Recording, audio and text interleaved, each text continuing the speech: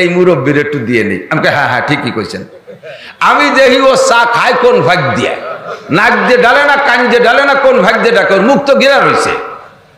দাঁড়িয়ে বসে ফান দাঁড়িয়ে আর মোজ দিয়ে ঠোঁট মোট সব ঘিরা দিল ওরে সেই ঘন দুধের চা। দেখ যে মোষটা এরকম টাইনি ধরে তলে কাপ বাঁধাই দিছে, কাপ বাঁধাই দিয়ে মোষ কটা আবার ছাড়ি দিছে। সবগুলো মোষ কাপের মধ্যে দুধের চার মধ্যে পড়ছে।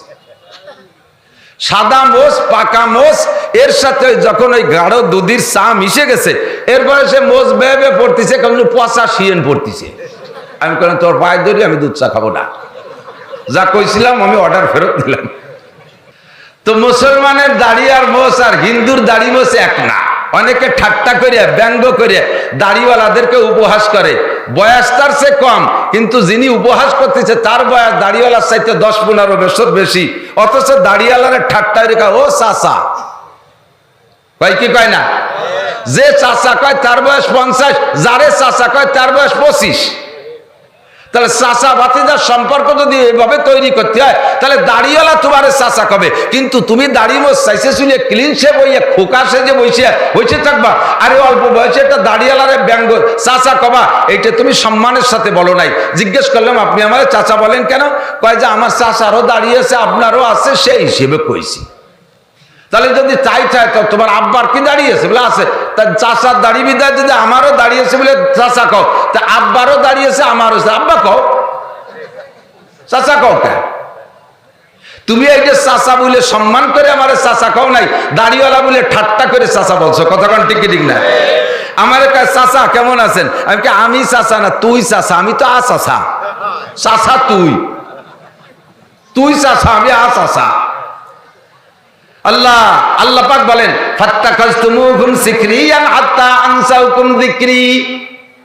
সুন্নাতওয়ালা, দাড়িওয়ালা, টুপিওয়ালা, আলেম উলামা, দিনদার, মুত্তাকিন, পরহেজগার, হক্কানি পীরের মুরিদ, দাওয়াত ও তাবলীগের সাথী, মসজিদের ইমাম, মুয়াজ্জিন, উলামায়ে কিরাম, তুলাবায়ে ইলম, পীর মাশায়েখ, এক কথায় দিনদার মানুষদেরকে তোমরা ঠাট্টা করার কারণে হাত্তা আনসাউকুম যিকরি, আল্লাহ তাআলা তোমাদেরকে নসিহতের থেকে গায়েব করে দিয়েছে। নসিহত আর উপদেশ গ্রহণ করার যোগ্যতা তোমাদের অন্তর থেকে আল্লাহ তাআলা বিলুপ্ত করে দিয়েছে। যদি নসিহত গ্রহণ করতে হয়, তাহলে নসিহত করনেওয়ালাদের প্রতি শ্রদ্ধার ব্যবহার রাখতে হবে, সম্মানের ভাষা ব্যবহার করতে হবে। কথা বলুন ঠিক ঠিক না? আমি বয়ান করে আমার প্রতি যদি আপনার শ্রদ্ধা না থাকে, ভালোবাসা না থাকে, আমাকে যদি সম্মান করার বোধ আপনার না থাকে, তাহলে আমার কথা থেকে আপনার কোনো ফায়দা হবে না, আপনি নিতে পারবেন না। হুজুর কি কয়, ও কি আমরা জানি টানি নিয়ে এই যদি বেশ কি পারেন, তাহলে আপনি বসে দিচ্ছেন কে? সম্মান থাকতে হবে। এদিকে কষ্ট পেলেন? কষ্ট পেলেন? বয়ান শোনার একটা আদব শিখাইলাম, ওই কথা চলে যাই। তাহলে মনমোহন সিংহেরও পাগড়ি আছে, সে কি নবীর উম্মত বলে সুপারিশ পাবে? হুজুর বলেন এখানেই পার্থক্য, এখানে একটু পার্থক্য করতে হবে। হুজুর বলেন, আমাদের খেয়াল করতেছেন? হুজুর বলেন যেই ব্যক্তি মুহররম মাসের 10 তারিখে রোজা রাখে, হ্যাঁ, যে ব্যক্তি মুহররম মাসের 10 তারিখে রোজা রাখে আর মুহররম মাসের 10 তারিখে রোজা রাখে রাতের বেলা পরিবার পরিজনকে উত্তম খানা খাওয়ায়, হ্যাঁ, মান ওয়াসা আলা ইয়ালিহি ফি নাফকাতি ইয়াউমা আশুরা, হাদিস, মান ওয়াসা আলা ইয়ালিহি ফি নাফকাতি ইয়াউমা আশুরা ওয়াসাল্লাহু আলাইহি সাইরা সানাতিহি। বলি না সুবহানাল্লাহ। যে ব্যক্তি মুহররম মাসের 10 তারিখে, কথা এসে যাচ্ছে, একটা উদাহরণ বোঝানোর জন্য আমি বলতেছি, মান ওয়াসা আলা ইয়ালিহি ফি নাফকাতি ইয়াউমা আশুরা ওয়াসাল্লাহু আলাইহি সাইরা সানাতিহি। যে ব্যক্তি মুহররম মাসের 10 তারিখে পরিবার পরিজন নিয়ে দিনের বেলা রোজা রাইখা রাতের বেলা উত্তম খানা খাইবে, আল্লাহ তাআলা এর ওসিলায় আগামী 1 বছর রুজির বরকত বাড়ায় দেবে। মুহররম মাসের 10 তারিখে রোজা রাখা, হুজুর বলছেন আগে এটাকে হুজুর রাখতেন, অজীব মনে করে রাখতেন। রমজানের রোজা ফরজ হওয়ার পরে মুহররমের রোজাকে হুজুর নফল ঘোষণা দিলেন। এবার সাহাবায়ে কিরাম বললেন, হুজুর মুহররমের 10 তারিখে তো ইহুদিরাও রোজা রাখে, ইহুদিরাও রোজা রাখে মুহররম মাসের 10 তারিখ, তাহলে তাদের সাথে আমাদের মিলে গেল। এবার হুজুর বলেন খালিফুল ইহুদ ওয়ান নাসারা, ইহুদ নাসারাদের সাথে যদি মুসলমানদের কোনো সহি আমল, মুসলমানদের কোনো সহি আমল যদি ইহুদ নাসারাদের সাথে কোনো কায়দায় মিলে যায়, তখন কিছু না কিছু পার্থক্য ঘটাইবা, ও জায়গায় একটু পার্থক্য ঘটাবা। তাহলে হুজুর কিভাবে পার্থক্য ঘটাবো? হুজুর বলেন কবলা হুয়ামান আও বাদা হুয়ামান, ওই দিনের পরে একদিন অথবা আগে একদিন একটা রোজা বাড়াই দিবা। তারা একটা রোজা রাখে, তোমরা দুইটা রাখবা, কিছু হলেও পার্থক্য হবে। হুজুর বলেন তোমরাও পাগড়ি পরো, মনমোহন সিংহ পাগড়ি পরে, দুই পাগড়ির মধ্যে পার্থক্য বানাবা।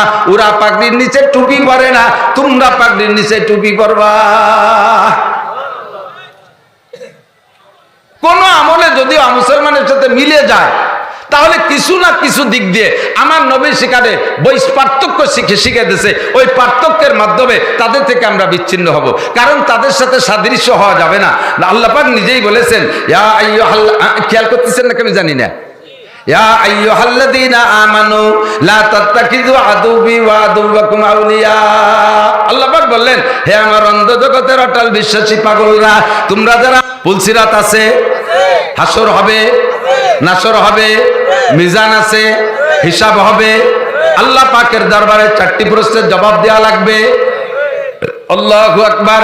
জান্নাতের ভিতরে যত নাজ ও নিয়ামত উলামায়ে হাক্কানি বর্ণনা করেছে, সব আছে না নাই? না দেখে বিশ্বাস করেছি, একটাও দেখি নাই। দুনিয়া হলো অন্ধ জগৎ, আখিরাত হলো আলোর জগৎ। অন্ধকারের মধ্যে বসে যেমন কিছুই দেখা যায় না, দুনিয়ায় বসে আখিরাতের কিছু দেখা যায় না। অথচ এই অন্ধ জগতে বইসা আখিরাতকে বিশ্বাস করি।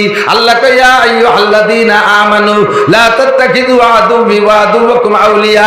হে আমার অন্ধ জগতের অটল বিশ্বাসী পাগলরা, তোমরা ইহুদ আমার শত্রু আর তোমাদের শত্রুরে বন্ধু বানাবা না। জানতে চাইলাম আল্লাহ আমাদের শত্রু তোমার শত্রু কে? আল্লাহ কয়, লা তাত্তাখিযুল ইহুদা ওয়ান নাসারা আউলিয়া। আমার শত্রুর নামটা শুনে নে, ইহুদ আর নাসারারা আমার শত্রু। একমাত্র মুসলমান ছাড়া, ইসলাম ধর্ম ছাড়া অন্য কোনো ধর্ম আমার কাছে গ্রহণযোগ্যতা রাখে না, 1 পয়সার মুরদ রাখে না। অন্য কোনো ধর্ম ধর্মই না, হিন্দু ধর্ম ধর্মই না, বুদ্ধ ধর্ম ধর্মই না। ইহুদ নাসারাদের ধর্ম নবী আসার আগ পর্যন্ত ছিল, আর এখন সে ধর্মের কোনো ভ্যালু নাই। এই সমস্ত ধর্মে অবলম্বী যারা, তারা কোনো আমার কাছে কোনো গ্রহণযোগ্যতা রাখে না। তাদের ইবাদত বন্দেগী একেবারে ধুলায় উড়ে যাবে, 1 পয়সারও কাজে আসবে না। কতক্ষণ? তারা সবাই আমার শত্রু। লা তাত্তাখিযু আদুবি ওয়া আদুওয়াকুম আউলিয়া। আমার শত্রু তোমাদের শত্রুর সাথে সম্পর্ক গড়বা না। বাদহু আউলিয়া বাদ। ইহুদ নাসারা আপোষে একে অপরের বন্ধু, আপোষে একে অপরের বন্ধু। অথচ দেখেন ধর্ম হিসেবে 2টা পার্থক্য, ইহুদিদের ধর্ম আর নাসারাদের ধর্ম। কোরআন শরীফের অন্য আয়াতের মধ্যে আসছে, একে অপরের ধর্মকে কিভাবে তুচ্ছতাচ্ছিল্য করে। জুমার দিনে 5টা সুন্নাত, কয়টা? আগামীকালকে সুন্নাত। 1 নম্বরে উত্তম রূপে গোসল, 2 নম্বরে মুসলিম ইউনিফর্ম কমপ্লিট করবেন। আর কেউ খালি মাথায় টুপি কি নামাজের কিছু নাকি? টুপি নামাজের কিছু না, দাড়ি নামাজের কিছু না, এডা নামাজের কিছু না, ওডা নামাজের কিছু না। তাহলে কি তোমার ইসলামের কিছু? চরমনের পেশাব হুজুর রহমাতুল্লাহ আলাইহি বলতেন, আল্লাহু আকবার, আল্লাহ। একজনে খাটো করতে করতে করতে করতে কি করে ফেলাইছে, এক মুরব্বী প্যান্ট বানাইছে। সচরাচর পরে আগের থেকে ছোটবেলাতে অভ্যাস, ওই প্যান্টের নিয়মিত টাকনুর থেকেও নিচে থাকতে হবে। প্যান্ট যদি টাকনুর উপরে ওঠে, এটা হলো অসামাজিক প্যান্ট। সুবহানাল্লাহ। টাকনু শুয়ে, আমার দিক যুবক, আমার দিক তাকাও, টাকনু শুয়ে প্যান্ট পাজামা পরলে ক্বালা রাসূলুল্লাহ সাল্লাল্লাহু আলাইহি ওয়াসাল্লাম, মান জাররা ইজারাহু ওয়াতারা লাম ইয়ানজুরিল্লাহু ইলাইহি ইয়াউমাল কিয়ামা। যে ব্যক্তি অহংকার করে হোক, যেভাবেই হোক না কেন, পুরুষ হইয়া জামা, জুব্বা, লুঙ্গি, প্যান্ট, পাজামা টাকনু পর্যন্ত টাকনু শুয়াইয়া ব্যবহার করবে, লা ইয়ানজুরুল্লাহু ইলাইহি ইয়াউমাল কিয়ামা। ও যতবার হজ করুক আর যাকাত দিক, যত টাকা যাকাত দিক, ও যত নফল রোজা নফল ইবাদত করুক না কেন, ও যতবার তাবলীগে চিল্লা দেখ না কেন, আল্লাহ তাআলা কিয়ামতের ময়দানে ওর দিক ফিরেও তাকাবে না। আর আল্লাহ যদি তোমার আমার দিক না তাকায়, তুমি কি একা একা বিল আর আড়ি বেচতে চলে যেতে পারবা? আল্লাহ না চায়, না চাই গো, আল্লাহর আমার দরকার নেই, বেচতে আমার বেচতে আমি চলে যাই। চৌরাস্তায় আহিয়ালা বাস দিয়ে দাঁড়াই রয়েছে ফেরেশতারা, দাগ মুখ ফাটা বেলায় তো বানোই, ঢোকার কোনো কায়দা। কথাক্ষণ হুজুর বলেন, মা আসফালা মিনাল কাবাইন ফাহুয়া ফিন নার। ক্বালা রাসূলুল্লাহ সাল্লাল্লাহু আলাইহি ওয়াসাল্লাম, শুনে দেন হুজুরের কাছে, হাদিসের ভিতরে পরিষ্কার আসছে, মাসফালা মিনাল কাবাইন ফাহুয়া ফিন্নার, টাকনুর নিচে যেটুক যাবে কাপড়ের থেকে ওইটুক জাহান্নামের মধ্যে যাবে। তা আপনার টাকনুর নিচে যেটুক নিচে চলে গেছে ওইটুক আর নিচের পা টুক এই দুইটুক জাহান্নামে যাবে, আর আপনার পুরো বডি ভেস্তে থাকবে। পাও যে জায়গা পাওয়ালাও সে জায়গা, কথা কর না কেন? পা যে জায়গা পাওয়ালাও সেই জায়গা। এর এক একটা মাসালা যে শুনতেছেন, আমল হলো পরে বলতেছি, এক একটা মাসালা শুনতেছেন শিখতেছেন, এর বিনিময়ে আপনি 60 বছর নফল নামাজ ও নফল রোজার চাইতে বেশি নেকি কামাই করতেছেন। আর আমল করলে কি হবে? এগুলো যদি সুন্নাত হয়, এর আমলগুলো যদি সুন্নাত হয়, তো হুজুর বলেন মান তামাসসাকা বিসুন্নতি ইনদা ফাসাদে উম্মতি ফালাহু আজরু মিয়াতি শাহীদ। একটা সুন্নতের পর ওই সময় যে সময় সুন্নতগুলো মুসলমানদের থেকে, মুসলমানদের অলসতার কারণে অথবা মুসলমানদের অপষড়যন্ত্র শিকার হইয়া মুসলমানদের থেকে সুন্নতগুলো বিলুপ্ত হতে থাকবে, একটা একটা করে সুন্নত চলে যাচ্ছে মুসলমানদের অলসতার কারণে, মুসলমানদের অলসতার কারণে অমুসলমানদের অপষড়যন্ত্রের শিকার হইয়া সুন্নতগুলো বিলুপ্ত হচ্ছে। হুজুর বলেন এই সময় একটা সুন্নতের পর আমল করলে 100 শহীদের সওয়াব। তাও সুবহানাল্লাহ জোর নাই। 100 শহীদ চেনেন কারে কয়? বাংলাদেশি শহীদ না। আমাকে ওই গোপালগঞ্জের ভিতর দিয়ে বড় বড় হিন্দু এলাকা আছে, ওই জায়গায় যে গেলে রাস্তার পাশে দেখা যায় শহীদ হরিপদ, শহীদ গোপাল চন্দ্র। ওরা ওই যুদ্ধের সময় মরছে বিদায় ওকে নামও বলে শহীদ। শহীদ হওয়ার জন্য ইমান আর মুসলমান শর্ত, ইসলাম শর্ত, এইটা জানে না, শুধু আমাকে পক্ষ হয়ে মরলি শহীদ। শহীদ অত পাইকারি শহীদ বলতেছে না। বাংলাদেশের কোন এক যুদ্ধে, খেয়াল করতেছেন নাকি আমি জানি না, বাংলাদেশের কোন এক ঘটনায় বেশ মানুষ মারা গেছে। তখন মারা যাওয়ার পরে বড় বড় হুজুরদেরকে ডাকে নিয়ে গেছে তৎকালীন নেতারা, নিয়ে বলছে হুজুর আমাকে তো অমক অমক অমক অমক রফিক শফিক বরকত এরা তো এই ব্যাপারে মারা গেছে, এরা কি শহীদ নাকি হুজুর? কথা হবে না, এরা কি শহীদ নাকি? তো বলতেছে আমার দিক ওই পোলাপানে একটু দৌড়াদৌড়ি করতেছে, কয় হুজুর এই কয়জন কি শহীদ? আর হুজুররা চিন্তায় পড়ে গেছে, নেতারা ওই কয়জন ওই হুজুরকে নিয়ে এলো ফতোয়া দিতে ডেকে গেছে। আর তাকে সামনে যদি দাঁড়াইয়ে কয় যে না এরা শহীদ না, তাহলে তো কয় এই কটা রাজাকার আটকা। আর যদি কয় শহীদ আর অরিজিনালি যদি শহীদ না হয়, তাহলে আল্লাহর কাছে এবার অ্যারেস্ট হবে না? 2 অ্যারেস্টের ভয়তে হুজুররা 2 ঘন্টা চুপ করে রয়েছে, হা না কিচ্ছু কয় না। শহীদ না শহীদের ভাই না শহীদের কাকা না বাপ, এ কিচ্ছু কয় না। এদেশে মেলা শহীদ আছে না, নামে শহীদ, আসলে কি? একজনের নাম আতর আলী, শুনিয়ে পরান নাক ফসফস করতেছে, কি যেন গিরান, অথচ তার বগল দিয়ে চুচো মরা গন্ধ। তা আতর আলী হলি কি গিরান হয় নাকি? নাম শহীদ, স্লিপ করে বললে পশ্চিম দিক পড়ে না। নাম অলিউল্লাহ, জিন্দেগিতে একক নামাজ পড়ে সে আল্লাহর ওলি হয়ে গেছে। সাতক্ষীরের শ্যামনগর শাহী মসজিদ মাদ্রাসায় মাহফিলে গেছি, স্টেজে উঠি, ওই সময় শুনি যে একজন আর একজনের ডাকতেছে, এ সুন্নাত সুন্নাত। এই যে মানুষের ভিড়ির মধ্যে সুন্নত ডাকো শুনলো, তখন সকল আমি ব্যাক করলাম যে সুন্নত দেহে যায়, তার কোয়ান্তে কোন জায়গায় কটুক সুন্নত। আউ্লাকের সুন্নত তো দূরই কথা, জায়গায় জায়গায় ফরজও নাই। প্যান্টারটা ভরিয়ে আইছে সুন্নত দেয় যে তার ভাষার দাঁড়িয়ে গিরিয়ে বার রয়েছে 1 বিঘের, তাহলে ফরজ মার খাইছে না? তার নাম আতর আলী অলি গিরান হয়ে যায় নাকি? নাম শহীদ অলি শহীদ হয়ে যায়, শহীদ হরিপদ, কেমন কথা? উহুদ বদর খন্দকে যারা নবী পাকের সাথে থাইকা কাফেরের মোকাবেলায় লড়তে লড়তে জীবন দিয়ে দিয়েছে, হত্যা হয়ে গেছে, এই রকম শহীদের 100 শহীদের যেই নাকি একটা সুন্নতের পর আমল করলে সেই পরিমাণ নেকি পাবে। কেন আপনি খুশি হয়ে সুন্নত সুবহানাল্লাহ বলবেন না? আল্লাহু আকবার। মান তামাসসাকা বিসুন্নতি ইনদা ফাসাদে উম্মতি। কি বলতে চাইছি? যে সুন্নাত জুমার দিনে, তাই না? তো যে ব্যক্তি এই পোশাকরে ওইভাবে অনিয়ম পড়বে, ওই লোকটার হাসরের মাঠে টাকনুর নিচে টুক জাহান্নামে যাবে। কাজেই আমি পোশাক পরবো টাকনুর উপরে। আসেন আমার সাথে চলেন, কালকেই চলেন, যদি সম্ভব হয় দেখাই নিয়ে আসবো ইনশাআল্লাহ। আমার গোপালগঞ্জের ডিসি সাহেব, ডিসি সাহেব তো একেবারে একজন মূর্খ মানুষ, ঠিক না? বাংলাদেশের যেই ক্লাসটা পড়লে সরকার উপযুক্ত চাকরি দিতে বাধ্য, তার নাম হলো বিসিএস। বিসিএস ছাড়া তো ডিসি হতে পারে না। এবং বাংলাদেশের 64টি ডিসির ভিতরে আমার আরগুলো সব ডিসিকে তো চিনি না, যতগুলো ডিসি আমি দেখছি, কমপক্ষে গোপালগঞ্জ যাদের দেখছি আমার হিনে হায়াতে, এরকম ডিসি আমরা গোপালগঞ্জের জীবনে পাইনি।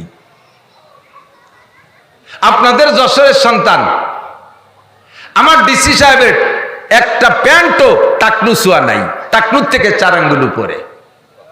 এত বড় একজন ডিস্ট্রিক্ট ইনচার্জ, বর্তমানে গোপালগঞ্জে ছিল, এমপি সিট 3টা, 3জন এমপি তো গায়েব হয়ে গেছে, 3 এমপি ডিউটি পালন করতেছে, তাহলে 3 এমপি সমপরিমাণ ক্ষমতার অধিকারী ডিসি সাহেব, ডিস্ট্রিক্ট ইনচার্জ ডিসি সাহেব, ডিস্ট্রিক্ট কমিশনার ডিসি সাহেব, 5 জন উপজেলা চেয়ারম্যানের পরিবর্তে কাজ করতেছে ডিসি সাহেব। এত বড় ক্ষমতাদার, এত বড় শিক্ষিত মানুষ, সে যদি টাকনুর উপরে প্যান্ট পরতে পারে, তুমি কয়লাই লেখাপড়া জানো যে তোমার টাকনুর নিচে যাইয়া সে প্যান্ট স্যান্ডেলে না হেদার দিয়ে বাড়ি চলে গেছে। ইউনিফর্ম কমপ্লিট করেন, সুন্নত আইসে গেছে যেহেতু কয়ে যাই। আমার আসলে কি বলবো, খুতবা পড়ি একটা ওয়াজ হয়ে যায়, আর একটা শেষে একদল কয়ে যায় কওমি মাদ্রাসার হুজুরকে স্বভাবই হই, যা পড়ে ওটা সৌজন্যমূলক পড়ে আর ওয়াজ করে এদিক সেদিক দিয়ে। মূলত বিষয় হলো ওয়াজ আমার ইচ্ছে মতো সাজাই গুছাই আসি না, ল্যাপটপ দিয়ে খাতা ধরে করি না। এখানে বসার পরে আল্লাহ আমারে আপনাদের প্রয়োজনে যা শিখাই দেয় তাই আমি বলি, তাতে যেদিক যায় যাইব। শেষমেশ আয়াত যা পড়ছি তার তর্জমা একটু কয়েতিও যাবে, নাহলে ওই বদনামের থেকে তো এড়াই থাকতেই হবে। এদিক খেয়াল করেন। তো জুমার দিনের সুন্নাত, আগামীকাল 1 বস্তা নেকি নিয়ে শুক্রবারে জুমার দিন মসজিদের থেকে বাড়ি যাবেন। রাজি আছেন তো ইনশাআল্লাহ? রাজি আছেন তো ইনশাআল্লাহ? আল্লাহ তাআলা সবাইকে তৌফিক দান করে, বলেন আমিন। কোথা থেকে আসছি সে জায়গায় চলে যেতে হবে ইনশাআল্লাহ আলোচনা করতে করতে। তাহলে 2 নম্বর সুন্নাত হলো মুসলিম ইউনিফর্ম, ঠিক আছে তো? পোশাকটা সুন্নতি পরবেন। টুপি কেন পরবেন না? কেন পরবেন না? টুপিটা অবশ্যই পরবেন। মুরব্বী লম্বা প্যান্টেরটা বানাইছে টাকনুর নিচে 1 বিঘে, মনে আছে না? এই মুরব্বীর কথা কতি চাইছে, সর্বনার পিসা হুজুরি হাওলা হুজুর বলেন। তারপরে এই মুরব্বী বুড়োকালে অত বড় প্যান্ট পরে, এই দেখে একজন আলেম ইমাম সাহেব বলছে, কাকা এত বড় প্যান্ট পরতে হয় না, প্যান্ট আপনার প্যান্ট এদিকে সেদিকে মাপিয়ে দিয়ে কটুক বড় হয়েছে। হুজুর এই আজ দিয়ে মাপিয়ে দেয় যে 1 বিঘে কাটলি হয়।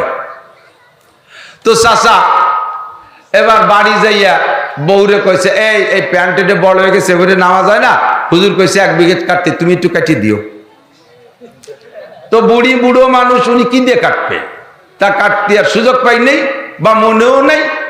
ফিরে দিন ভরিয়ে দেয় যে সেই ব্যাংক সেইটুক, রাগের জ্বালায় ফটফট করে খুলে এবার বেটার বউরে কইছে, আমার না তুই একটু কাটিয়ে দিস দিয়ে 1 বিঘে। বেটার বউরে 100টা বাচ্চা হয়েছে, 2 দিয়ে তাই নিয়ে না আসা শ্বশুরি প্যান্ট কাটতে সময় পাইনি। ফিরে ভরিয়ে দেয় যে তাও এরম লম্বা। এরপরে মাই এরে কইছে, আমার তুই একটু কেটে দিস দিয়ে 1 বিঘে। মাইও কলেজের লেখাপড়ার ব্যস্ততা ঠেলাইছে, বাপের প্যান্ট কাটতে মনে নাই। পরের দিন ভরিয়ে দেয় যে আবার লম্বা। এইবার আগুন হয়ে গেছে, সবগুলো বাড়িতে বেরোবি, একটা প্যান্ট কাটতে এত সময় লাগে। 3-3 জন মানুষকে বললাম প্যান্ট কাটলি না, একটা আমি বাড়ি রাখবো না। যখন যাই মারছে বয়তে বুড়ি যাইয়ে জুত করে নিয়ে প্যান্টে বঠি দিয়ে 1 বিঘে কাটিয়ে সেই জায়গায় ঝুলেছে। বিটার বউ কয় যে আব্বা যদি আজ দেয় যে প্যান্ট কাটি নেই, তাহলে আর আমার এই বাড়ি থাকতে দেবে না। সে নিয়ে আর 1 বিঘে মেপিয়ে কাটছে। কাটার পরে মাইয়ে কয় যে আব্বা আমারে কলেজে পড়াই চালিয়ে দিবে যে প্যান্ট না কাটি। ও যে আর 1 বিঘে কাটছে, প্রত্যেকে 1-1 বিঘে করে কাটছে। এবার প্যান্ট বাপে পরের দিন এসে সেই যাচ্ছে প্যান্ট পরিয়ে দেয়, তা জাঙ্গিয়ে গেছে। 1 প্যান্টেতে 1.5 হাত কাটলি কে থায় নাকি? তোমার আমার ইসলাম রে বিঘেত করে কাটতে চালে রইছো। টুপির 1 বিঘে কেটে ফেলাইছো, প্যান্টের ওখানে খানিক নষ্ট করে ফেলাইছো, জামার 1 বিঘে কেটে ফেলাইছো, এরপরে গেঞ্জিতে খানিক কেটে ফেলাইছো, পাগড়িরে আরো কেটে ফেলাইছো। সব জায়গা কাটতে কাটতে কাটতে কাটতে লাস্টে তোমার আমার কাছে ইসলাম এখন জাঙ্গি হয়ে গেছে। যা যতটুকু আছে, মা তাকুর রাসূল ফাকুযুহু ওয়া মা নাহাকুম আনহু ফান্তাহু। আমার নবী বলে, আমার আল্লাহ বলেন, আমার নবী ইসলামের যে মাপকাঠি দিয়েছে ওই মাপকাঠি মেনে চলবে।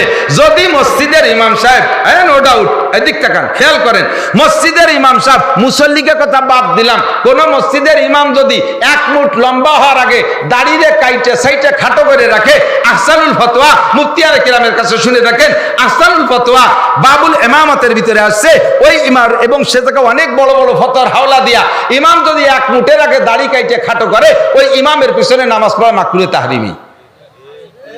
মুয়াজ্জিন যদি 1 মুঠের আগে দাড়ি কাইটে সেটা খাটো করে, নিয়মতান্ত্রিক মুয়াজ্জিন, তাহলে মুয়াজ্জিনের আজান দিয়া মাকরুহে তাহরিমি, প্রয়োজন নামাজ দোহরাইতে হবে। ইমাম সাহেব যদি দাড়িতে কালো খেজাব লাগায়, আহসানুল ফতোয়ার ভিতরে লেখছে যেটা, আমি সেইটা ফতোয়া শুনেছি, ইমাম যদি দাড়িতে কালো কলব লাগায়, চুল দাড়িতে কালো কলব লাগায়, তার পিছনে নামাজ পড়া মাকরুহে তাহরিমি। এত কড়া ফতোয়া, অথচ দাড়ি কাটিয়ে খাইজনে মাঝে মাঝে কোনো কোনো ইমামের পিছনে নামাজ পড়া লাগে। ওরে কবাল, কিরাত পড়লি ঠেয়া যেন চলাই দিয়ে বাড়িচ্ছে, চলা চেনেন তো? ওই যে কুরল যে কোফাইয়ে গাছ ফাড়িয়ে বাড়িয়ে যা ওরে চলা কয় আমাদের। চলাই যে বাড়ি যেরম ঠায় ইমামের কিরাত শুনলি সেইরকম লাগে। রাজবাড়ির থেকে ঢুকছি জুমার দিন, নাম বলবো না, এদিক তাকান, ইমাম সাহেবদের একটা কথা বলবো বিদায় এখানে চলে এসেছে, আমার দিক খেয়াল করেন। রাজবাড়ি থেকে কুষ্টিয়া যাব, যাওয়ার পথে যে কটা শুক্রবারে মসজিদে ঢুকছি, ইমাম সাহেব সে কি ভাব, আরে বাবা হাবা গায়, আর সে সেমনিকের মতো বিভিন্ন কালার পাঞ্জাবি গায়ে দিয়া, তার উপরে আবার সৌদি শাহেকদের মতো আবার টাকা দিয়ে সোনালি ফ্রেম বাঁধানো, উপরে রুমাল দিয়া, দেড়ার টুপির উপরে রুমাল, তার উপরে টায়ার একখান পেঁচানো, সোনালি ফ্রেমের চশমা, সে কি আজীব কারবার। ইংরেজি বলতেছে কেমন যেন ইংল্যান্ড আলারা ফেল, বাংলা যা বলতেছে টাইট টাইট করে, রবি ঠাকুর নজরুল সব ফেল। যখনই কোরআন শরীফের আয়াত আর হাদিসের টুকরা ইবারত পড়ে, তখন ইমাম আমি আমার ড্রাইভারের তাড়াতাড়ি বেরিয়ে এখানে নামাজ হবে না। চার মসজিদ পাল্টাতে যাইয়ে শেষ করে দেখলাম যে আর সামনে আর জুমো পাবো না, ঢুকে নামাজ পড়লাম। নামাজের কিরাত শুরু করার সাথে সাথে আমি নামাজের নিয়ে ছেড়ে দিছি। হেদায়ের ভিতরে লাগছে নামাজ ভাঙ্গার যে সব কারণ, তার ভিতরে একটা ইক্তেদাউল আলেম খলবাল জাহেল, ইক্তেদাউল আলেম খলবাল জাহেল। যোগ্য আলেম যদি, যার কিরাত শুদ্ধ, সে যদি অশুদ্ধ কিরাত আলার পিছনে নামাজে দাঁড়ায়, অশুদ্ধ আলার নামাজ তো এমনি হচ্ছে না, তারপরও যে কায়দায় সে ভর্তিছে না পারার কারণে ভর্তিছে, ওর পিছনে যদি একজন যোগ্য হাফেজ, যোগ্য শুদ্ধ কিরাতওয়ালা ইক্তেদা করে, সাথে সাথে ওই লোকটার নামাজ ভেঙে যায়, ওর নামাজ ভেঙে যায়। তো ইমাম সাহেব যে কায়দার, মুসল্লিও সেই কায়দায়, ওরা যা পারে করি খাচ্ছে, খাদ্য সেটা আল্লাহর কাছে বুঝিয়ে বেড়াবে। আমি ইক্তেদা করার সাথে সাথে ইমামের নামাজ বাতিল, পুরো মসজিদ ধরে বাতিল হয়ে যাবে। পরে একা একা জোহরের 2 রাকাত পড়ে বেরিয়ে আসলাম, অথচ ভাবের অভাব নাই। আমার ইমাম সাহেব ভাইদেরকে অনুরোধ করব, যারা মসজিদের ইমামতি করেন, আপনার কিরাতের একটা ইন্টারভিউ দেন, যান বড় মাদ্রাসা, কি বলা হয়, পীরবাড়ি মাদ্রাসায় মুশাইকুল হাদিস সাহেবের কাছে, হাফেজ সাহেব হুজুরির কাছে, কারি সাহেব হুজুরির কাছে কিরাতের আপনি ইন্টারভিউ দেন। যদি আপনার কিরাতে অশুদ্ধ থাকে, এক্ষুনি মক্তবে ভর্তি হয়ে যান, মমিনবাড়ি চলে যান, কলাতলা চলে যান, আপনি খুলনা দারুল উলুম চলে যান, পীরবাড়ি মাদ্রাসার মক্তবে ভর্তি হন, কিরাতকে শুদ্ধ করে তারপরে ইমামতি করেন। 5,000, 8,000, 10,000 টাকা বেতন খাইতে যাইয়া আজকে 500 মুসল্লির নামাজ রে আপনি বরবাদ করে দিচ্ছেন। হাসরের মাঠে আপনি রেহাই পাবেন না, মুসল্লিরা পার পাইলেও আপনার মুসল্লিদেরকে ডাকবে ফেরেশতারা, তাআলাও এদিকে আসো। আল্লাহর সামনে ডেকে প্রথম জিজ্ঞাসা করা হবে কি, আউয়ালু মা ইউহাসাবু বিহিল আবদু ইয়াউমাল কিয়ামাতিস সালাহ। হাসরের মাঠে সর্বপ্রথম জিজ্ঞাসা হবে নামাজের। মুসলমানের জিজ্ঞাসা প্রথমটা কি? জোর হলো না?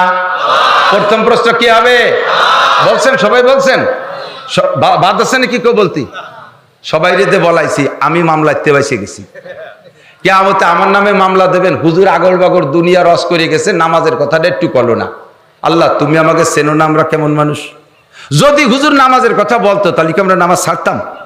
এই হুজুর নামাজের কথা কইনি, এ বলে আমার নামে মামলা দেবেন। এই জন্যই সবাই মুখ দিয়ে বলাইছি।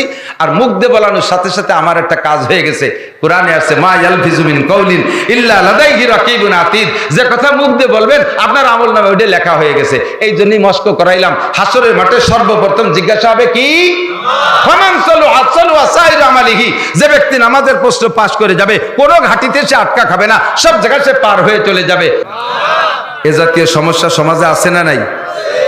জম্মের কিরাত গলত। নতুন হুজুর একজন এলাকার একটা ছেলে ভালো হাফেজ হয়ে মওলানা হয়ে আইসা নামাজে দাঁড়াইছে ইমামের পিছনে। এখন তার কিরাত শুনে কয় স্থানীয় মুরব্বীদের, কাকা এতদিন তো ছোট ছিলাম, বুঝি নেই, কই নেই, হুজুরও আমাকে মক্তবের হুজুর, বলতেও কেমন লাগে, হুজুরি পিছনে কিন্তু নামাজ হয় না।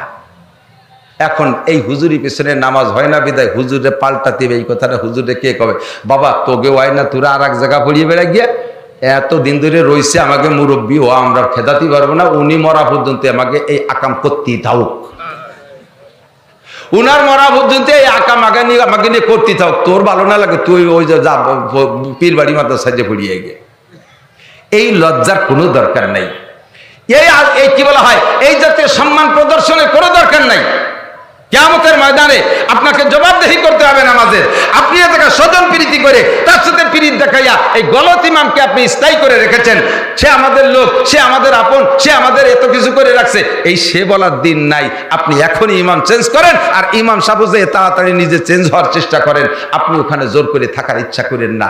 যা বলতে চাইছি 2 নম্বর হলো কি, ইউনিফর্ম, মুসলিম ইউনিফর্ম, ঠিক আছে তো? পোশাক জুমার দিনের 2 নম্বর সুন্নাত। 1 নম্বরটা কি? গোসল। 2 নম্বরে মুসলিম পোশাক সুন্দর করে পরে যাবেন। 3 নম্বরটা হলো অগদা অবতাকারা, একটু আগে আগে মসজিদে আসবেন। অন্যদিন জোহরের নামাজ পড়তে আসেন, জুমার দিন একটু আগে আসবেন, তাহলে 4 নম্বর সুন্নতটার পর আমল করা সহজ হবে। 4th নম্বর সুন্নত কি? ও দানা মিনাল ইমাম, সাধ্য অনুযায়ী ইমামের কাছাকাছি বসার চেষ্টা করবেন। সাধ্য অনুযায়ী ইমামের কাছাকাছি বসার চেষ্টা। কেন? ইন্না রাহমাতা তানজিলু আলা রুসিল আইম্মা সুম্মাল আকরাবু ফাল আকরাব, আসমান থেকে রহমত সর্বপ্রথম আল্লাহ তাআলা সমস্ত মসজিদের ইমামদের মাথার উপরে পাঠাইয়া দেয়। কন্না সুবহানাল্লাহ। সুম্মাল আকরাবু ফাল আকরাব, এরপরে ইমামের থেকে পিছনের দিক যাইতে থাকে। যারা যত নিকটে হবে এই রহমত তারা তত বেশি পাবে, আগে পাবে। এই জন্য ইমামের কাছাকাছি বসার চেষ্টা করবেন।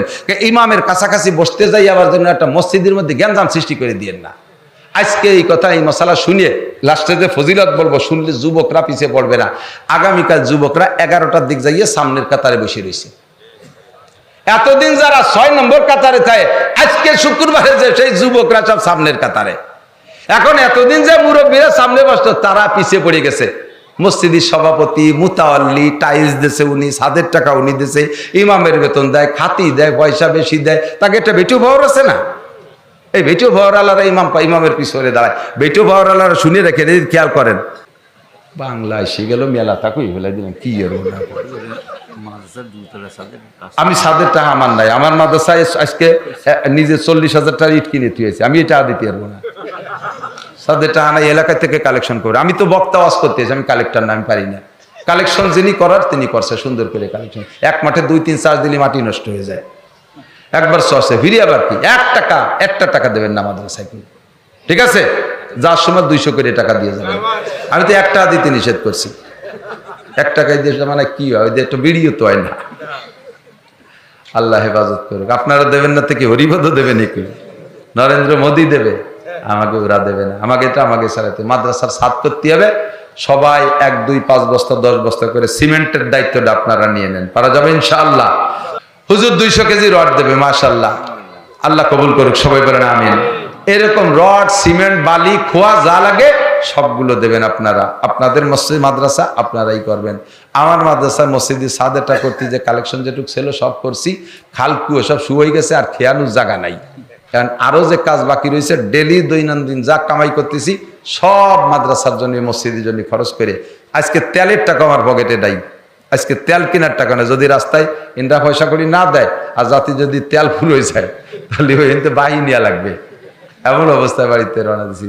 যা কামাই করছি সব মাদ্রাসায় দিয়ে দিয়েছি। এরপরে আবার সিরামিক ইটের অর্ডার দিছি, 1 লক্ষ টাকার ইট কিনতে হবে। কইছি যে 4 দিন পরে পাঠাবো। আল্লাহ যদি 3-4 দিনে কিছু দেয়, তাই দেশে সিরামিক ইট কিনবো। কোনো পয়সা নেই। এজন্য আপনাদেরটা আপনারা করবেন, আমারটা আমি করব। আপনাদের জন্য আপনারা কালেকশন করবেন। একটু সবাই দেবেন, দেবেন তো ইনশাআল্লাহ? একটু বলেন না, দেবেন তো ইনশাআল্লাহ? দেবেন তো ইনশাআল্লাহ? হুজুর 200 কেজি রডের কথা বলছে, এরকম থাকলে আর কেউ বলে ফেলেন আপনি 100 কেজি দেবেন, 100 ফিট বালি দেবেন, 5 বস্তা সিমেন্ট দেবেন, 10 বস্তা সিমেন্ট দেবেন। হুজুর তো মনে হয় লেখাইছে, এগুলো কালেকশন হয়েছে। পরবর্তীতে আরো যারা বাকি আছেন সবাই দিয়ে দেবেন ইনশাআল্লাহ। ভাষাগত ত্রুটি বিচ্যুতি মার্জনীয়। সভাপতি সাহেব হুজুর মুক্তাসার 2 কথা বলে দোয়া করে দেবেন ইনশাআল্লাহ। সুবহানাল্লাহি ওয়া বিহামদিহি, সুবহানাল্লাহিল আযীম, সুবহানাল্লাহ।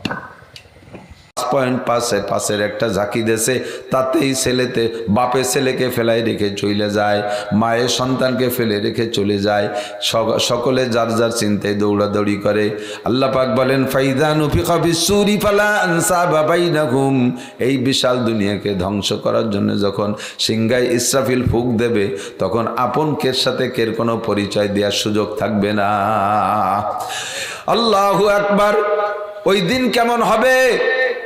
وتضع كل ذات حمل حملها وترى الناس سكارى وما هم بسكارى ولكن عذاب الله شديد। এমন একটা পরিস্থিতি হবে দোস্ত, অযুবক তুমি মনে রাখো, আমরা সেইটা দেখব না, কিন্তু আমরা সেম আরেকটা দেখব। সেটা হলো দ্বিতীয় সিংহায় ফুকের পরে হাসরের মাঠে সকলে উঠবে। সেদিন এমন একটা পরিস্থিতি হবে।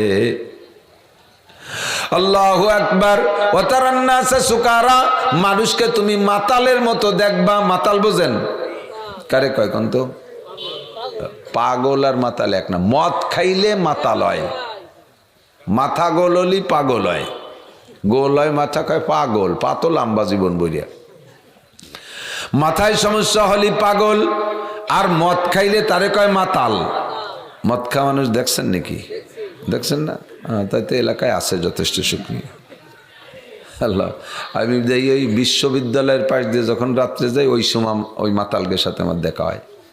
দেই যে ৩-৪ জন এই সিঙ্গেলে আটে না, দড়ি একে অপরকে দড়ি আটে। গরু 5-6টা বাঁধতে ডাঙ্গাইতে বিলিতে শাড়ি দিতে না বাড়ি আসতি, গরু সাজরানু কয়ে রে। এই গরু সাজরানুর মতো দড়ি এরকম কুটি কুটি জাহি দেয়, কেউ যেন স্লিপ করতেছে এরকম যোগ দেয়, এরকম করে শূন্য শূন্য টেন টেনে লম্বা লম্বা গেছে। আর দেখলি বোঝা যায় মাল খাইছে। তা আমি ড্রাইভারে কই যে এরা এরকম যাকে খায় কুটি কুটি ঝুল দেখে, হুজুর মাল খাইছে বলে তাল এড়াই ফেলাইছে। এর নাম মাতাল। মাল খাইছে, তাল আড়াই ফেলছে। মালের মা আর তালের তাল, এর নাম মাতাল। এই মাতাল এগে বলে সুকারা।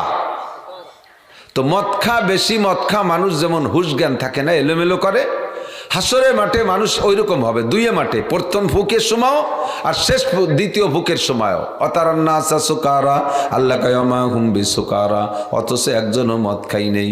ঘটনা কি? ওয়ালা কিন্না আযাবাল্লাহি শাদীদ। এদিকে প্রথম সিংগাই ফুকের সময় যে কঠিন শাস্তি, যে কঠিন অবস্থা হবে, আর দ্বিতীয় সিংগাই ফুকের পরে হাসরের মাঠটা হবে পোড়া তামার মতো লাল, একেবারে তামা পোড়ার মতো লাল টকটকে এবং গরম। সূর্য থাকবে মাথার মাত্র 4 আঙ্গুল উপরে। এই দুই দিকের প্রেসারে মানুষ এমন অস্থির হবে, মানুষের চিৎকার মেরে বলবে, রব্বানা আখরিজনা মিনহা ফাইন শিতা আদখিলনাল জান্নাহ ওয়া ইন শিতা আদখিলনান নার। আল্লাহ তুমি এই মাঠ থেকে আমাদেরকে বের করো, মনে চাইলে ভেস্তে দাও, মনে চাইলে দোজখে দাও, কিন্তু এই মাঠে তো সহ্য করতে পারতেছি না। পরিস্থিতি বোঝেন, মাথার 4 আঙ্গুল উপরে সূর্য থাকলে পায়ের নিচে জমিনটা কেমন পোড়া পড়তে পারে। 9 কোটি 30 লক্ষ মাইল দূরে, জমিনের থেকে 9 কোটি আরো 30 লক্ষ মাইল দূরে আছে বর্তমান সূর্য। এখন শীতকাল, তাই দেখবেন যে পরিষ্কার যদি থাকে, আকাশে কুয়াশা না থাকে, সারাদিন টনটনে রোদ থাকে, তাই রোদের মধ্যে কিছুক্ষণ থাকা যায় না। চৈত্র বৈশাখ মাসে কি অবস্থা, মধ্যপ্রাচ্যে যে দেশে গরমের দেশ, সে দেশে কি অবস্থা। যাই তো হজে উমরায় যাই তো দেখি তো কি গরম, রাত ভর বাতাস আসে, কেমন যেন আগুন আসতেছে। দিনের বেলা বাহিরে দাঁড়ানো যায় না, কোনো পাথরের উপরে খালি পায়ে দেওয়ার কায়দা নাই, বালুর উপরে দাঁড়ানোর কায়দা নাই। জাবালে মালাইকা, বদর প্রান্তে আছে জাবালে মালাইকা, বালির পাহাড়। ফেরেস্তারা 5000 ফেরেস্তা বদরের যুদ্ধের জন্য আল্লাহ যে 5000 ফেরেস্তা পাঠাইছিলেন, ওই ফেরেস্তারা ল্যান্ড করছিলেন যেই পাহাড়ের উপরে। পাহাড়টা সম্পূর্ণ বালুর পাহাড়, স্বর্ণের মতো চিকচিক করে, সোনালি কালারের বালি, বিশাল উঁচু পাহাড়। ভাবলাম যে ফেরেস্তারা জিব্রাইলরা নামছিলেন এখানে, তো আমি একটু নামিয়ে যাই। গাড়িতে নামিয়ে জুতা পায়ে উঠতে গেছি, জুতার ফাঁক দিয়ে একটা বালু ঢুকছে, মনে হয় যেন সেই জায়গা ফুসকা পড়িয়ে গেছে। তো এই যে গরম, এটা সূর্যে কত উপরে তার গরমে এই অবস্থা মাটিতে, আর সূর্যটা মাথার 4 আঙ্গুল উপরে, পায়ের থেকে 3.5 হাত দূরে। বলেন কি অবস্থা হবে? পুড়ে তামা লাল টকটকে। মানুষ পাগল হয়ে বলবে, রব্বানা আখরিজনা মিনহা ফাইন শিতা আদখিলনাল জান্নাহ ওয়া ইন শিতা আদখিলনান নার। মনে চাইলে ভেস্তে দাও, মনে চাইলে দোজখে দাও, এই মাঠ থেকে বের করো। এমন একটা পরিস্থিতি হবে। তো এই যে প্রথম সিংগাই ফুকের দ্বারা দুনিয়া ধ্বংস হবে, এটা কবে হবে? আল্লাহ পাক রব্বুল আলামিনের পক্ষ থেকে জিবরিল ঈসা নবী আলাইহিস সালামকে জিজ্ঞেস করেছেন, ভাই ইয়া রাসূলুল্লাহ মাতা সা, হুজুর এই দুনিয়াটা ধ্বংস হবে, আন্তর্জাতিক কিয়ামত কবে হবে, মাতা সা? হুজুর বলেন, মাল মাসউলু আনহা বিআলাম মিনাস সাইল। ও ভাই, এ ব্যাপারে তোমার চাইতে আমি একটুও বেশি জানি না। জিবরাইল এবার বললেন, তাহলে হুজুর যদি না জানেন কবে হবে, অমা ইমারতুহা, তার কিছু পূর্বাভাস কি বলতে পারবেন? বৃষ্টি আসবে তার পূর্বাভাস, আগে ঠান্ডা ঠান্ডা বাতাস আসে, কতক্ষণ ঠান্ডা বাতাসে বোঝা যায় যে ওই পাড়ে দিয়ে বৃষ্টি নামতেছে, শা শা শব্দ হয় বোঝা যায় বৃষ্টি আসতেছে, অগ্রিম একটু বাতাস আসে বোঝা যায় বৃষ্টি আসতেছে। দুনিয়াটা ধ্বংস হবে, এর পূর্বাভাস অগ্রিম কোনো আলামত বোঝা যাবে কিনা? হুজুর বলেন, হ্যাঁ তা আমি কিছু জানি, মেরাজে যাই আল্লাহ পাকের কাছ থেকে আমি শুনে এসেছি, সেই হিসেবে আমি বলতে পারি কিয়ামত পূর্ণ কিয়ামত হবে, তার আগে অবস্থা এমন হবে। কয় কি হবে? হুজুর বলেন, আমার দিকে এই 3-4টে কথা বলে শেষ করে দেব। আনতালিদাল আমাতু রব্বাতাহা, আমার দিক আনতালিদাল আমাতু রব্বাতাহা, যখন দেখবা বান্দির বাচ্চা প্রেসিডেন্ট হচ্ছে, বান্দির বাচ্চা মন্ত্রী হয়, বান্দির বাচ্চা এমপি হয়, বান্দির বাচ্চা উপজেলা চেয়ারম্যান হয়, বান্দির বাচ্চা চেয়ারম্যান হয়, বান্দির বাচ্চা মেম্বার হয়।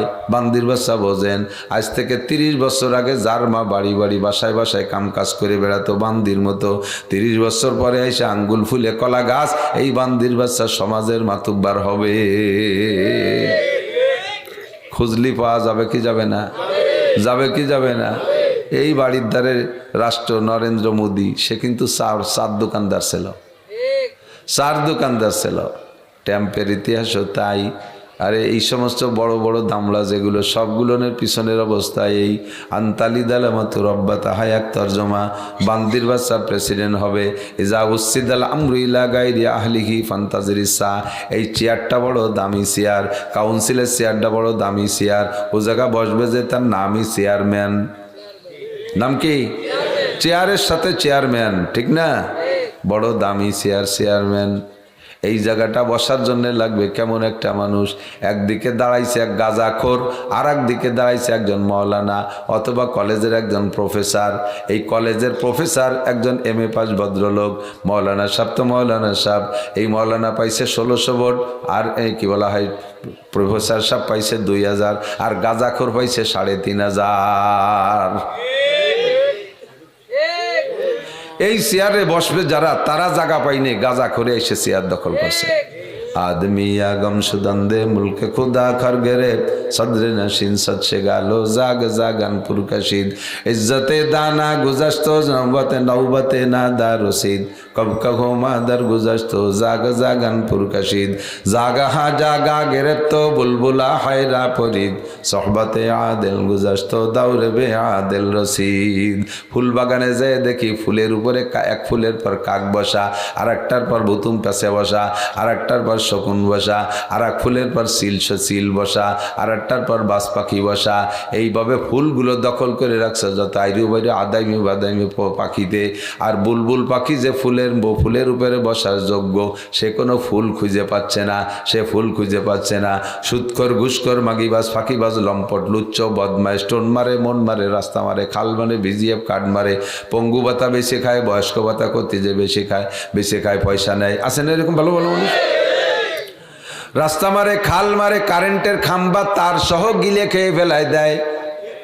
এই সমস্ত বদমাইশ নামাজ নাই, রোজা নাই, হজ নাই, জাকাত নাই, টুপি নাই, দাড়ি নাই, পাগড়ি নাই, জুব্ব নাই, ফরজ নাই, ওয়াজিব নাই, সুন্নত নাই, মুস্তাহাব নাই, পর্দা নাই, পশিদা নাই, হালাল হারাম খুঁটা বাসা নাই। এক সাইডে যা পায় হাঁসের বাচ্চার মতো, খালি হাঁসের বাচ্চা যেমন শামুক খায় চাবাইয়ে খায় না, দড়িয়ে গিলে বেড়ায়, এরা এরকম আস্ত গিলে খেয়ে ফেলায়। এই সমস্ত মানুষগুলো আসবে সমাজের মাতুব্বারি করতে। আল্লাহর কিরে আমার বানাইনি কথা না, 1500 বছর আগে নবী পাক সাল্লাল্লাহু আলাইহি ওয়াসাল্লাম বলে গেছে, তাই একটু নকল করতেছি। আমার সাথে গঞ্জাম বাদালি, গঞ্জামটা কিন্তু ওই জায়গায় লেগে যাবে। হাজারো দুঃখের ভিতর দিয়ে হাসি আসে। আমার সাথে গঞ্জাম বাদাবেন, স্পিকারে বাড়ি মেরে কি লাভ? বাংলাদেশের সংসদে স্পিকারে সিয়াদ দিয়ে বাড়ি মারানোর কিস্সা আছে না? মুরব্বীরা জানে, ছোটরা জানে না। তো স্পিকারে মারে কি হবে? স্পিকার তো মাত্র প্রভাষক, মূল সিদ্ধান্ত তো প্রধানমন্ত্রী প্রেসিডেন্টের পক্ষ থেকে। মারলি তো আগে মারো, স্পিকারে মারলি মাড্ডা সেই জায়গায় যে লাগে। জরবুল গোলা জরবে গোলাম এহানাতে মহলা।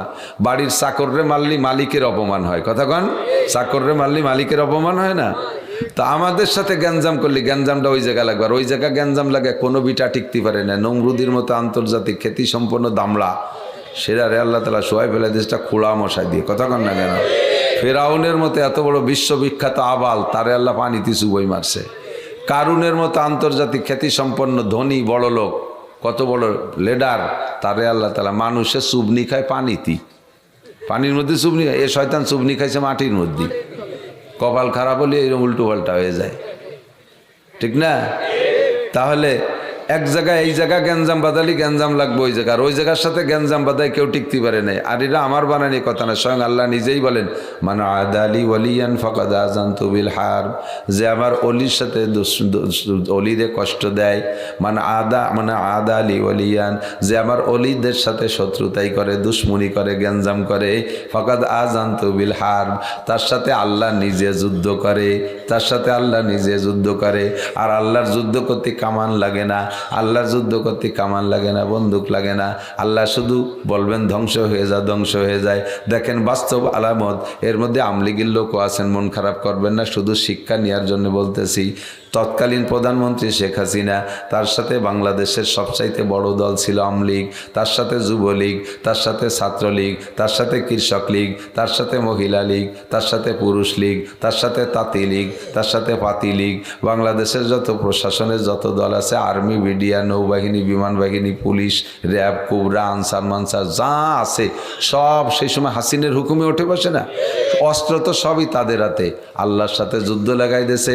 আল্লাহ খালি হাত আলাদের কাছে, এই হাতওয়ালাদেরকে আল্লাহ তাআলা কি করে দিয়েছে? পরাজয় করে দিয়েছে।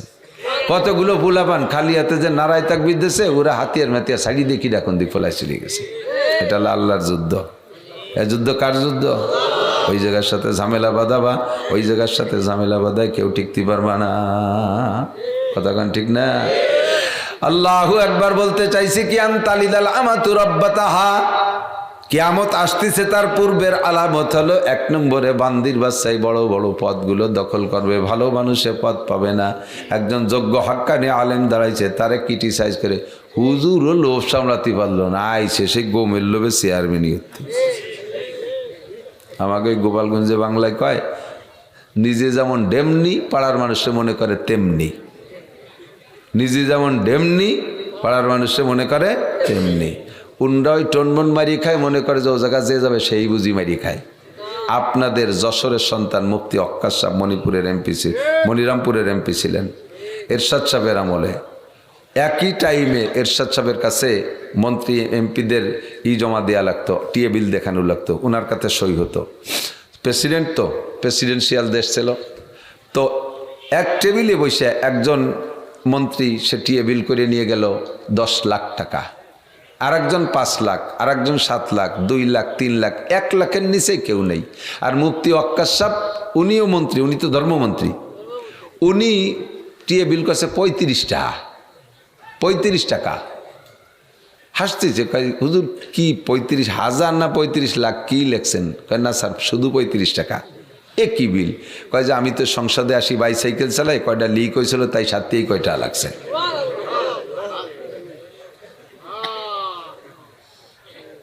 আপনাদের যশোরের সন্তান একটা চমক এবার দেখাতে পারবেন না? পারবেন না? বেজাল কেন? এই আপডাউন কে সবাই একসাথে কেন পারবেন না? করা যাবে এবার? আরো মুফতি অক্কাস তৈরি করতে হবে যশোরে, ঠিক আছে? এই মুফতি অক্কাস পাঠাই দিতে হবে সংসদে যশোরের থেকে। তাহলে 35 টাকা টিএ বিল লিবারা ও লোক 10 লাখ টাকা কি করছে? কোথায় গেছো? কোথায় গেছো? সরকারি টাকা নিয়ে, গরিবের টাকা, ভ্যান চালানির কালার কাছ থেকে তুমি ট্যাক্স নেছো। একটু কলা কচু কিনি তার মধ্যে তো নিয়ে সারো। আমরা একটু যাই করি তার ভিতর থেকে 1% তুমি জমা নিয়ে এই গরিব মিসকিন, এতিম, অসহায়, কাঙ্গাল, দুঃখিনী, বিধবা, কিষেন বেচা, কামলা দেওয়া, এই সমস্ত জন বেচা গরিব গোড়াবগে টাকা নিয়ে তুমি 10 লাখ, 20 লাখ, 30 লাখ টাকা হেলিকপ্টার মারায় বেড়াবা সারা দেশ বলিয়ে। আমরা ওটা সাপোর্ট করি না। আমরা মন্ত্রীদেরকে বাইসাইকেলে দেখতে চাই। এরকম মানুষ এখনো বাংলাদেশে আছে? অবশ্যই আছে, না থাকলে বাংলাদেশ থাকতো না। এই মানুষগুলোকে বাছাই করে দিতে হবে। এই চেয়ারে যেন আদামি বাদামি আর বসতি না পারে। যত এই চেয়ারে আদামি বাদামি বেশি বসবে, তত দুনিয়ার হায়াত খাটো হবে, কিয়ামত কাছায় আসবে। আর এখানে ভালো মানুষ দিলি কিয়ামত আর খানিক সরে চলে যাবে। যে ও জায়গা ভালো মানুষ বসে গেছে, তাহলে কিয়ামত সে ডেট পিছাই দিলাম, যাও। কারণ কিয়ামত তো ইন্নাল্লাহ ইনদাহুল মিজান, এটা গোপন রাখছে কেন? যাতে রদ বদল করা যায়। আমার মাদ্রাসার মাহফিলি পোস্টারে বক্তাকে নাম দেই না। এই বছর যাকে দাওয়াত দিছি তার মেন 4 জন আসে নাই, এলাকার কেউ জানে না। একজন মারাই গেছে, চরমুনের পিসা হুজুরের খলিফা নুরুল হুদা ফাইজি সাহেব, উনি তো মারাই গেছেন। আর একজন মুফতি হাবিবুল্লাহ মাহমুদ কাসেমি আমার মাহফিলের 4 দিন আগে অ্যাক্সিডেন্ট করে হাসপাতালে। তাহলে এর সাথে কোনো জোরাজুরি চলবে? আর একজন বাংলাদেশে 15 তারিখে যে খতমে নবুয়তের প্রোগ্রাম হয়েছে, বিদেশি যত মেহমান তাদের আপ্যায়নের দায়িত্ব মুফতি মিজানুর রহমান সাইদ সাহেব, হুজুর সেই ঝামেলা আটকে গেছে। 4 নম্বর মুফতি আবুল কাসেম সাহেব ফেনীর, উনিও অসুস্থ, আসতে পারেনি। তো শ্রোতারা জানে না, এলাকার মানুষ জানে না যে আমি কারে কারে দাওয়াত দিছি। কাজেই ওই 4 জন আসে নাই, কে এর কোনো ভিতরে কোনো জ্বালা নাই। আমি কায়দা বাইদা এরে দে ওরে দে টানি টুনি মোটামুটি ওয়াশ সারিয়ে নিছি, কেউ বোঝে না যে কারে দাঁত দেশ আর কারে দেই নেই। আর নিজে 2 ঘন্টা করছি, তাতে এলাকার পেট ভরে গেছে। তো আল্লাহ তাআলা কিয়ামতের তারিখটারে গোপন রাখছে, ইন্নাল্লাহ ইনদাহু ইলমুস সাআ, কিয়ামতের তারিখ গোপন। কেন? যাতে প্রয়োজনে আগে অনুযায়ী, প্রয়োজনে পাইছে অনুযায়ী। আর একটা তারিখই যদি দিয়ে রাখে আর প্রয়োজন হলে যদি তার 2 মাস আগে কিয়ামত ঘটানোর, তাহলে আল্লাহর ওয়াদা খেলাপ হয়ে যায় না? আল্লাহ কোটা আমার কাছে থাক, তোমাদের স্বভাবের পর নির্ভর করবে। তোমরা যদি এই চেয়ারে ভালো মানুষ বসাও, দুনিয়ার হায়াত বাড়াই দেবো, কিয়ামত খানিক সরাই দেবো। আর এই জায়গা যদি আদামি বাদামি উরুইটে বাদামি নুস্স মদখোর বসাও, তাহলে ক্লোজ করে নিয়ে আসবো। কেসা রাজ, কেসা ভেদ চিন্তা করতে পারেন? আজিজুন হাকিম, আমার আল্লাহ তাআলা জবরদস্ত এবং বড় প্রজ্ঞাময়। এই হলো তার প্রজ্ঞা। খেয়াল করছেন না? তো 1 নম্বর আলামত হলো আনতালিদ আলামাতু রব্বাতাহা। আমাদের বাংলাদেশে এই ঝামেলাটা দীর্ঘদিন চলে আসতেছে কিনা কথা বলেন? হ্যাঁ, এই যে উল্টো পাল্টা, এই চেয়ারে অযোগ্য মানুষ বসার একটা প্রবণতা চলে আসছে না? এই জন্য একটা জাকি দিয়ে আল্লাহ দেখায় দিয়েছে আগে শুক্রবারে, পরেও কোটি কোটি খুচো খুচো 2-3টে দেশে, তা ভালো টের পাই নেই। এরপরে আরও আসতেছে জাকি, বড় জাকি। যদি এবার ভুল করেন, আগামীবার দেবের কোমর ভাঙ্গা জাকি। এবার যেন ভুল হয় না, ঠিক আছে তো? আর একটা হলো আনতালিদ আলামাতু রব্বাতাহার আর একটা তর্জমা হলো মানুষের ভিতরে পশু স্বভাব এমনভাবে বিরাজ করবে। আপনারা কি কথা কি তৃপ্তি পাচ্ছেন নাকি? আমি তো বুঝতে পারতেছি না, আমি তো পারতেছি না। পশু স্বভাব মানুষের ভিতরে এতভাবে, পশু স্বভাব পর্যন্ত, এই কুকুরের বাচ্চা এবছর জন্ম নিয়েছে, এই কুকুরের বাচ্চা 2 বছর পরে যাইয়া ওই বাচ্চাগুলো যখন সাবালেগ হবে, এই যে মার পেটে জন্ম নেছে, এইটা যে তার মা না তার স্ত্রী, এইগুলো কি ভেদাভেদ থাকে? 2 বছর পরে যায় ওই কুকুরই তার মার সাথে যৌন মিলনে মিলিত হয়ে যায়। ওই বাচ্চার পেট, বাচ্চার বাচ্চা তার মার পেটে, ওই বাচ্চার বাচ্চা তার মার পেটে। এরকমই সব জায়গায় দেখবেন, গরুর মধ্যে, সব প্রাণী, কয়টা বলবো, সব প্রাণীর ভিতরে। তো মানুষের ভিতরে এইভাবে আত্মীয়তার সম্পর্ক, এই বৈবাহিক সুন্নতি তরিকা যে শরীয়ত সম্মত যে জোড়া আছে, এই পদ্ধতিটা মানুষের থেকে বিলুপ্ত হয়ে যাবে। এরপরে যাইয়া সন্তানে মায়ের সাথে, সন্তানে মাকে স্ত্রীর মতো, মাকে বান্দির মতো, মাকে এভাবে ব্যবহার করা শুরু করবে পশুর মতো। কোনো ভেদাভেদ থাকবে, এসে গেছে, বেশি দেরি নেই। বাংলাদেশে বা পৃথিবীতে যদি আর 10টা 15টা 14ই ফেব্রুয়ারি পায়, কপালে জোটে। এই 14ই ফেব্রুয়ারিতে যত হাজার হাজার লক্ষ লক্ষ জেনা ব্যভিচার হচ্ছে, এই জেনার বাচ্চাগুলো যাচ্ছে কোথায়? সব তো মেরে ফেলে না, সব নষ্ট করে না, কিছু কিছু পয়দা হয়েই যাচ্ছে। কিছুদিন পরে যাইয়া ওই বাচ্চাটা বড় হয়ে যাবে, এইটা যে তার মা, তার খবর নাই, ও ফেলাই দিছে কোন ডাস্টবিনের ভিতরে, সেই যাইতে সরকার নিয়ে লাইলে পাইলে বড় বানাইছে। কিছুদিন পর সেই বাচ্চা, লাওয়ারেজ বাচ্চা, তার তো কোনো মা বাপ নাই, সে ঘুরতে ঘুরতে পার্কে যে দেয় যে সুন্দরী একটা মাইয়া, বাস তার সাথে লাইন করে শুরু করে দিছে। আসলে হাকিকতে সেই মহিলাটা হলো তার জন্মদাতা মা, কিন্তু তার পরিচয় নাই, কুত্তর মতো। আনতালিদ আলামাতু রব্বাতাহা, যখন এই অবস্থা সৃষ্টি হবে, আর এই অবস্থা সৃষ্টি করার পিছনে দুনিয়ার নেতারা আদা জল খেয়ে নামছে, অত পর্দার দরকার নাই। পার্কে জাতি দাও, যাইয়া দেখবেন মুরব্বীরা তো যান না বাবা পার্কে, আমাদের চলার পথে চোখে পেছে গাছের গোড়ায় 2-2 বসে বসে আল্লাহ বিল্লি হতেছে,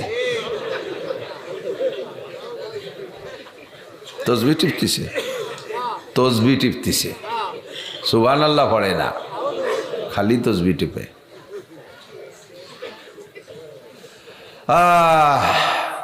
এইভাবে যে কি পরিমাণ বাড়তেছে দুর্নীতি, তার শেষ নেই।